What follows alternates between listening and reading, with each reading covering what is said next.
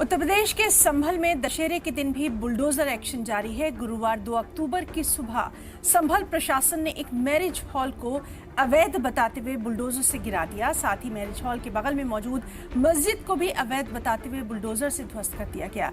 प्रशासन का दावा है कि मैरिज हॉल और मस्जिद दोनों तालाब की जमीन पर अवैध तरीके से कब्जा करके बनाए गए थे। सूरत हाल की हसासियत को देखते हुए संभल के डीएम राजेंद्र पेंसिया और एसपी के बिश्नोई मौके पर मौजूद रहे और इलाके को भारी पुलिस बल तैनात करके छावनी में तब्दील कर दिया गया। करीब 200 पुलिसकर्मी और पीएसी जवान भी यहां तैनात किए गए। इसके साथ ही इलाके की ड्रोन से निगरानी की गई। दरअसल मामला संभल के राया बुजुर्ग गांव का है। मीडिया रिपोर्ट्स के मुताबिक बीते बुधवार को ही प्रशासन ने बुलडोजर एक्शन की तैयारी कर ली थी।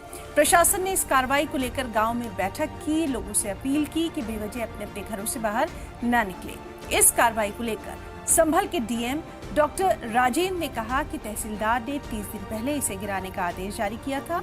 डीएम ने कहा कि तहसीलदार के आदेश के खिलाफ कोई अपील दायर नहीं की गई, इसीलिए ये ध्वस्तीकरण की कार्रवाई की जा रही है।